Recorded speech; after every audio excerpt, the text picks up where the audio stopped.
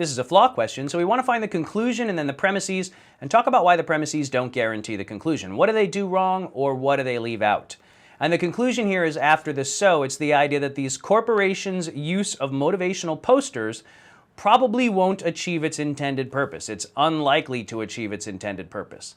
And the intended purpose of the motivational posters is to boost employee motivation. That's actually, we should include this as a premise, or maybe we could just think about it as background information. The real meat of the premises is that these employees are almost all already motivated. So we're arguing that we can't achieve this purpose. We can't boost their motivation.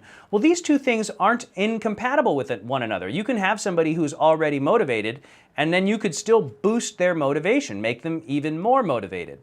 So that's kind of the flaw here. This argument fails to recognize that. It's assuming that these employees can't be further motivated when there's no reason to think that. And so if we just phrase this as a flaw, the flaw here is we're ignoring the fact that a quality can be intensified. And that quality is motivation.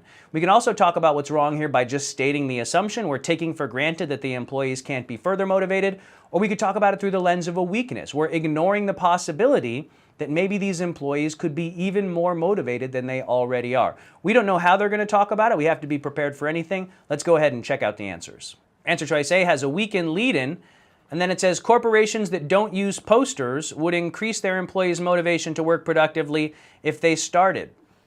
But this is out of scope. We're talking about the corporations that are hanging these posters already, and the employees at these corporations are already motivated. But we don't know whether the employees at places that don't currently use motivational posters are already motivated. So this is going to be out of scope. Maybe posters would work for these other guys, but we're arguing they're not going to work for the people who are currently trying them.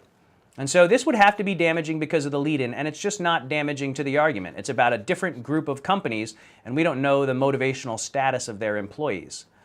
B has a necessary lead-in, and then it says, with respect to the motivations of the employees, corporations that use these posters are representative of corporations in general.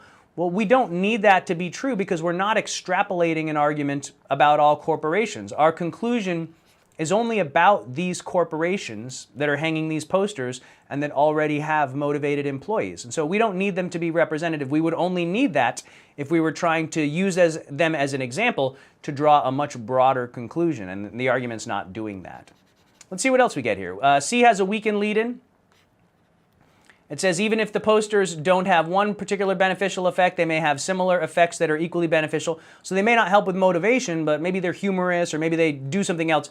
But that's out of scope. We're not really interested in similar effects that are equally beneficial. The argument is only really concerned with whether they're going to achieve their intended purpose, which is increasing motivation. So other effects are going to be out of scope.